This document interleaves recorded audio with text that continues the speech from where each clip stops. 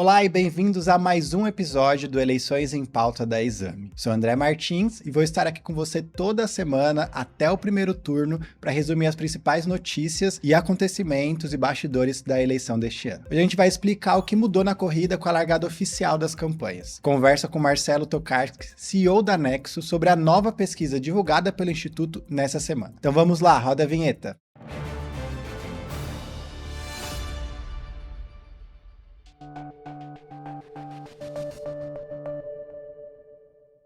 No último domingo, os principais candidatos à presidência iniciaram oficialmente suas campanhas, cada um escolhendo um palco que remete à própria trajetória. Lula escolheu a Vila Euclides, em São Bernardo do Campo, para lançar a campanha para a reeleição, o mesmo estádio onde, aos 33 anos, liderou a Assembleia que decidiu a greve geral dos metalúrgicos em 1979. No discurso, o presidente priorizou o público feminino, prometeu criar o Ministério da Segurança Pública e voltou a comparar a sua gestão com a de Jair Bolsonaro. A inflação deles foi 6,2%, a nossa 4,5%.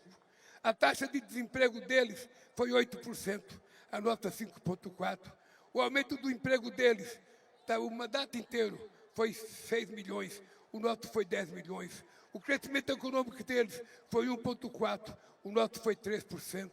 A situação fiscal, eles tiveram um prejuízo fiscal de 2,8%. E nós chegamos a 0,5%. Então, eu quero que vocês tenham um número para comparar.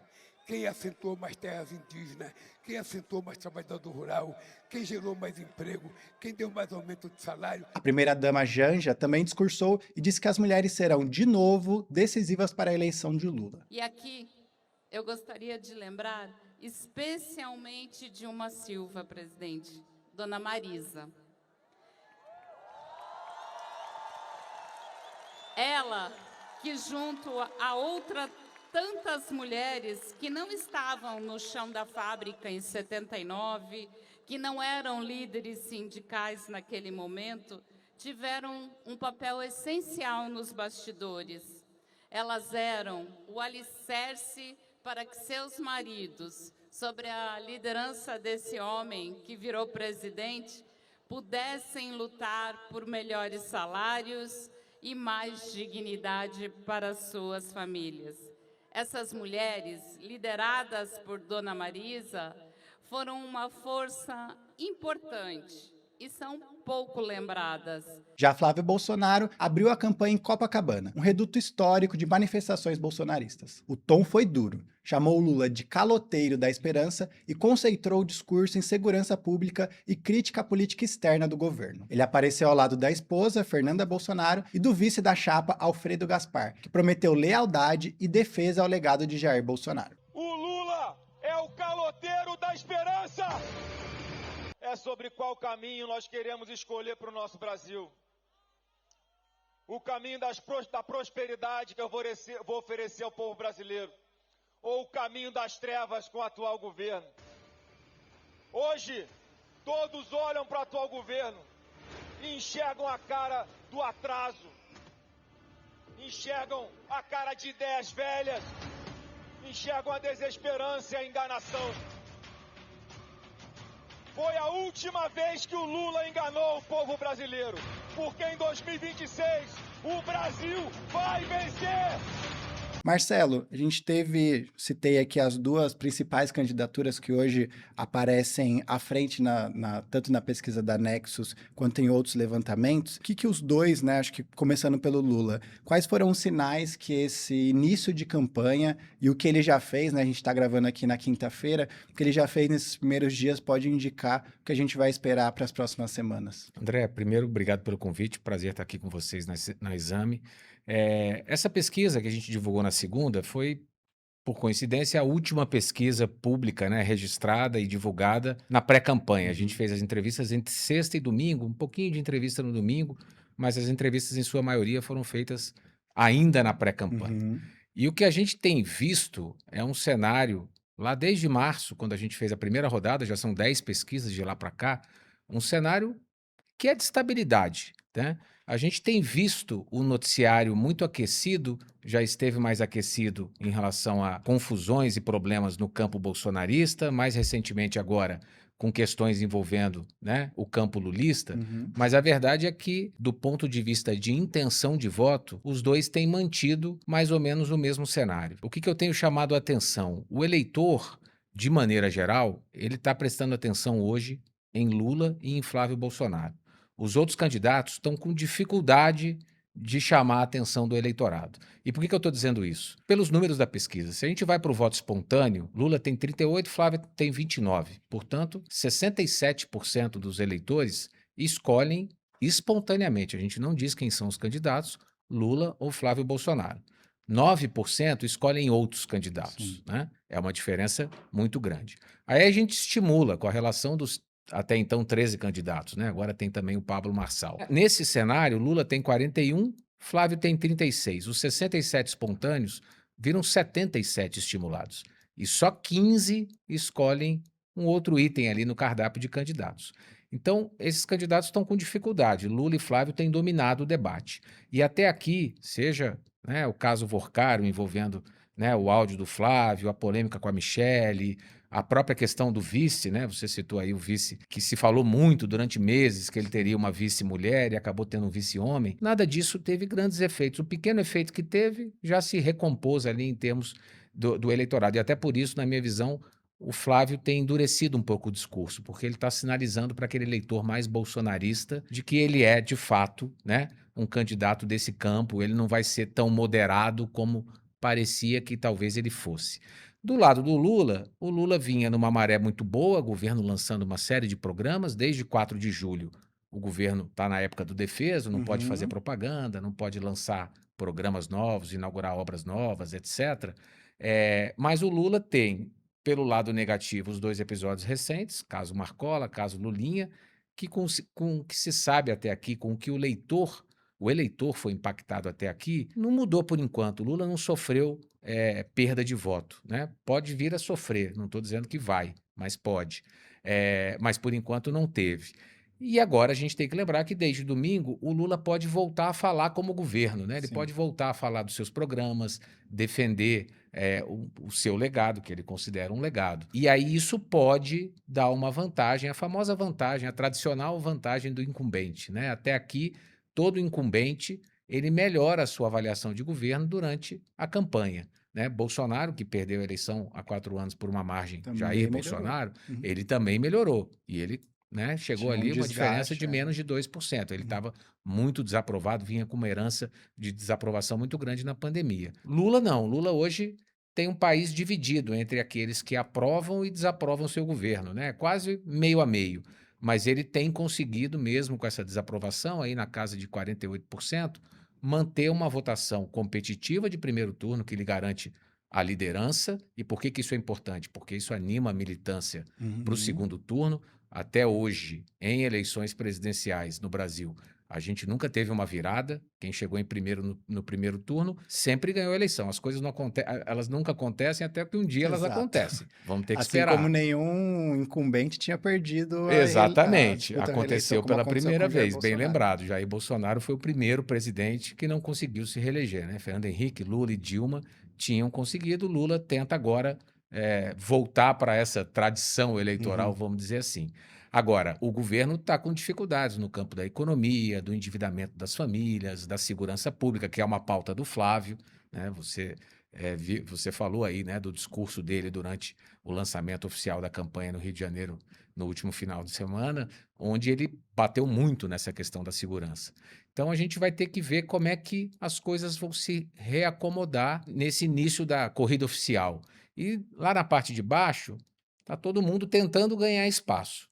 Na minha visão, sem julgar aqui nenhum candidato, mas quem tem mais chances de talvez ganhar algum espaço é Caiado. Por quê? Caiado é o único desses 3 principais, tem o Augusto Cury também, mas que vai ter horário de TV, horário eleitoral gratuito, de rádio e TV. Ele vai ter inserções ao longo do dia, ele tem uma estrutura partidária mais robusta do que o Novo, do que o Missão, e ele tem condições. Se isso vai acontecer de fato, a gente vai ter que esperar, né? Mas ele tem condições de tentar crescer na sua intenção de voto. Ótimo. E o Lula chega da disputa com uma vantagem estrutural que nenhum outro adversário tem. Ele tem uma coligação de 7 partidos que garante 27% a mais de tempo de TV, como o Marcelo estava comentando, 11 minutos e 4 segundos contra 8 minutos e 40 segundos por dia de Flávio Bolsonaro. Ele também colheu, na semana passada, uma reaproximação com o presidente do Senado, Davi Alcolumbre, e um aceno que já destravou a tramitação tanto da pauta do fim da escala 6x1, como da PEC da segurança pública, que é um tema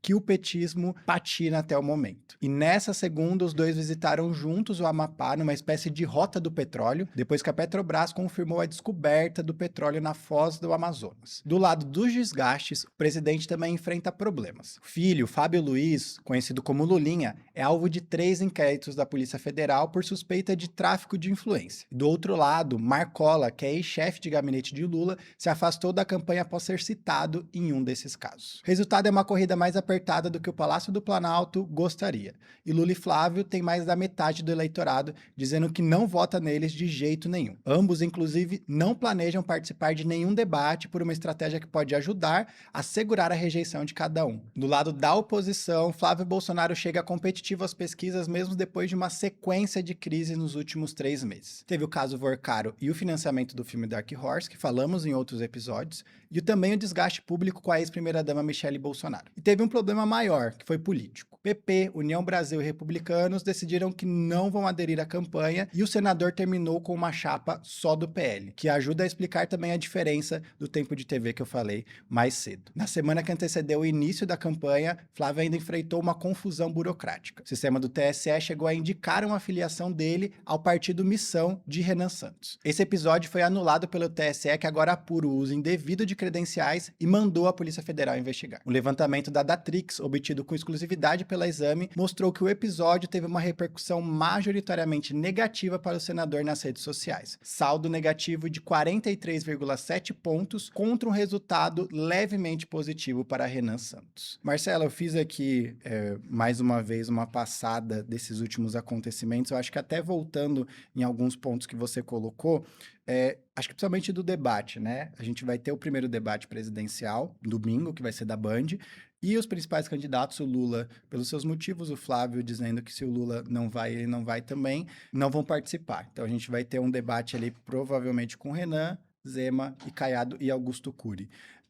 Você acha que o debate ainda tem uma importância significativa para o eleitor? Eu não sei se a Nexus testou essa pergunta, né? Mas acho que outros institutos questionaram e o eleitor falou que seria importante todos participarem. Então, qual que é a sua visão olhando para a questão de opinião pública e se isso muda ou não uma eleição? André, a gente está numa eleição, primeiro, de pouco debate programático, Sim. né? A gente está numa eleição de muitas acusações, denúncias, muito focado em corrupção, segurança, mas se perguntar para o eleitor qual é o plano de cada um dos candidatos para a saúde, para a educação, ninguém vai saber dizer, né? Embora a maioria dos candidatos tenha lançado o seu programa de governo. E isso é, de certa forma, a responsabilidade dos próprios candidatos, né? Que há anos no Brasil essa polarização fica muito mais nesse embate do que num debate de ideias.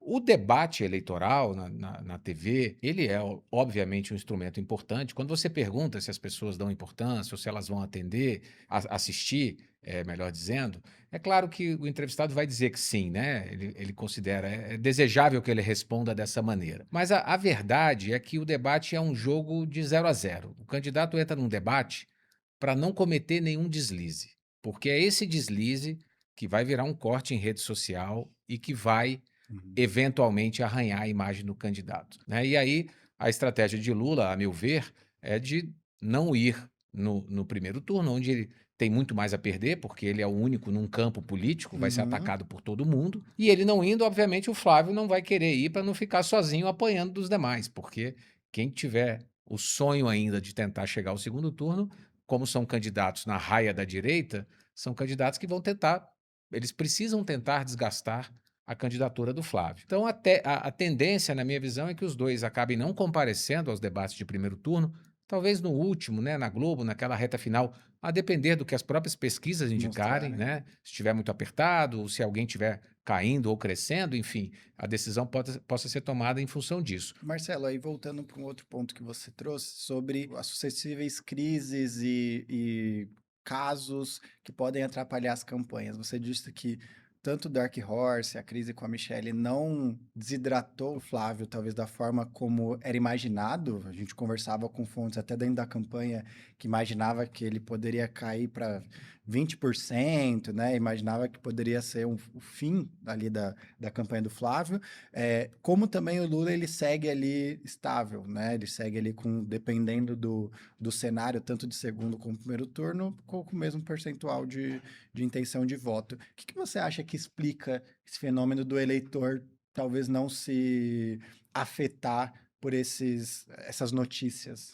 André, a gente tem que entender que a dinâmica do eleitor, ela nem sempre, não necessariamente, é a dinâmica do noticiário, dos formadores de opinião, né? O brasileiro tem uma vida difícil, está no corre do dia a dia, muitas vezes não está se informando, né, como a gente acha que está se informando. O que a gente tem visto, a gente começou a fazer as pesquisas Nexus BTG no final de março, Sim. né? E de lá para cá foram 10 pesquisas, começou mensal, depois quinzenal e agora semanal, já tem 4 semanas consecutivas.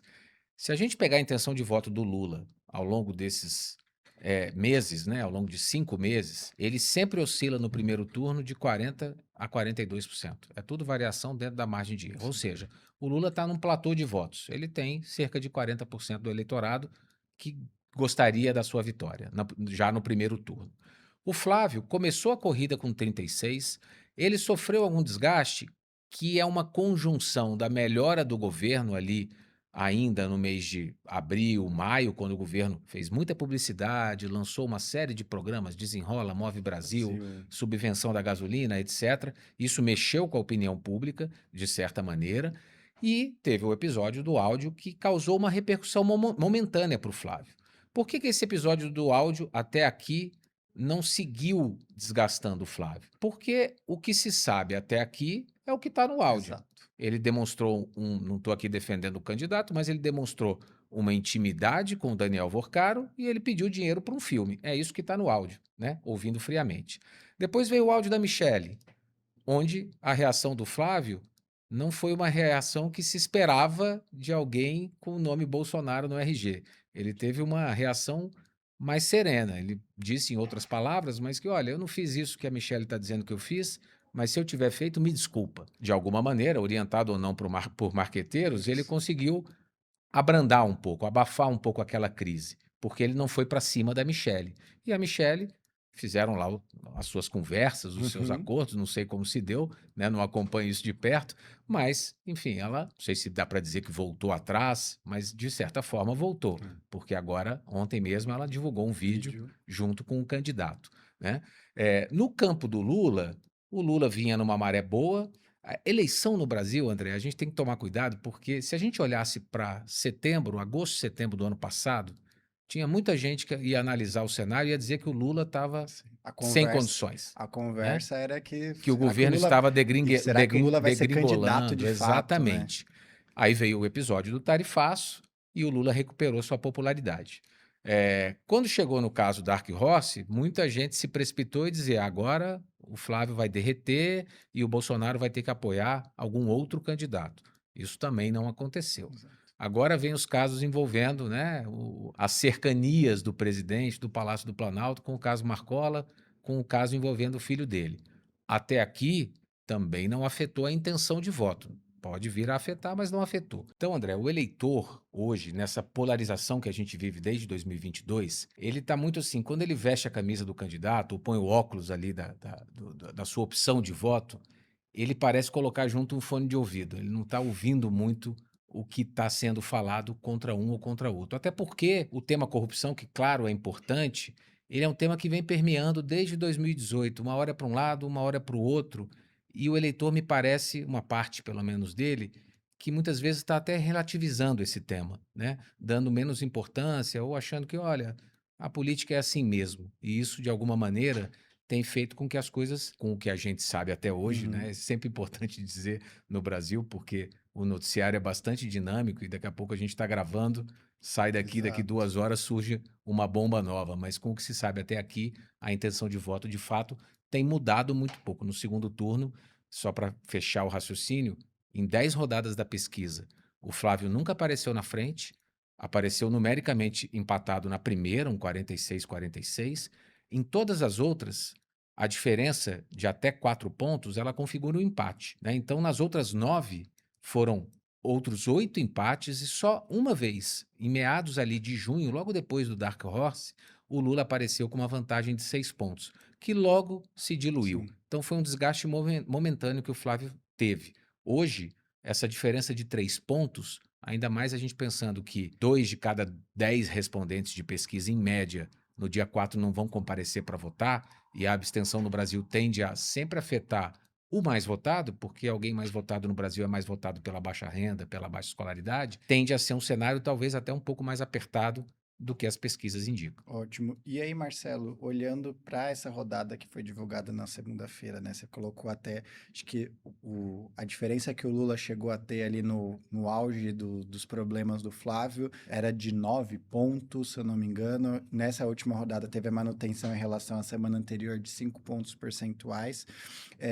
E aí, olhando para o Lula, para o incumbente é importante também a avaliação de governo, a aprovação, desaprovação.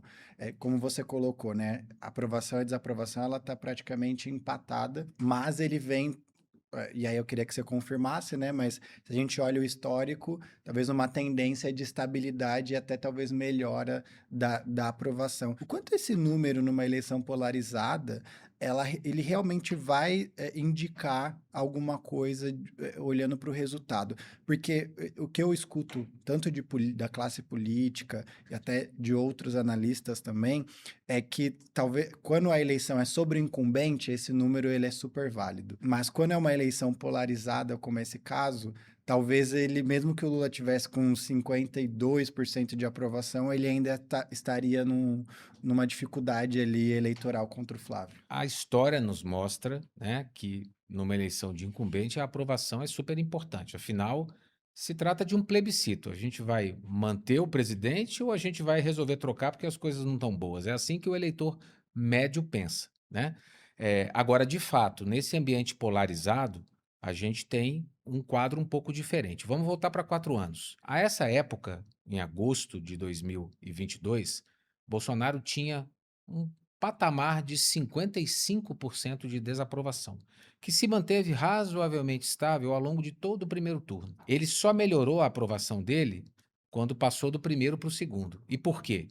Porque uma parte do eleitorado que rejeitava Lula, mas que estava descontente com o governo Bolsonaro, passou a aprová-lo pelo dilema de Tostines, Uhum. né? Vende mais porque é fresquinho, fresquinho porque vende mais. Desculpa aqui pela propaganda, mas o eleitor, se o eleitor vai votar em Bolsonaro, iria votar naquela ocasião por rejeição a Lula, ele automaticamente vai passar a dizer que ele aprova, porque como é que ele vai dizer, não, eu desaprovo o governo, mas eu voto no presidente que está lá? Olhando para hoje, a gente tem, primeiro, olhando para o filme, Lula já esteve muito pior, Sim. né? Lá em março ele tinha um saldo negativo de 6 pontos, 45 de aprovação, 51 de desaprovação. O governo abriu a sua caixa de ferramentas, lançou uma série de programas, como todo governo faz. O ser governo é vantajoso por esse lado, e a avaliação, a aprovação do governo melhorou.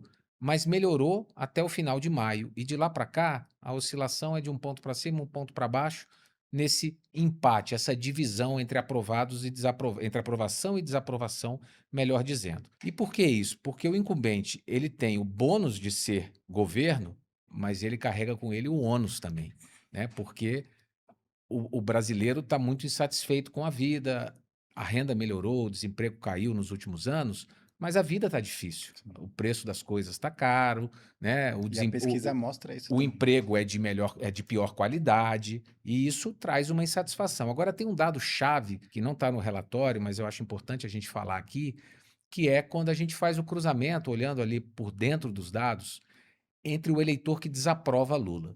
Existem hoje, de acordo com a nossa última pesquisa, 6% de eleitores que desaprovam Lula, mas que rejeitam o Flávio Bolsonaro. Esse 6% no segundo turno entre Lula e Flávio, hoje, vai 1 ponto para o Lula, mesmo desaprovando seu governo, e 5 pontos vão para o que a gente chama de não voto, branco e nulo. Uhum. Né? Eles dizem que vão anular o seu voto.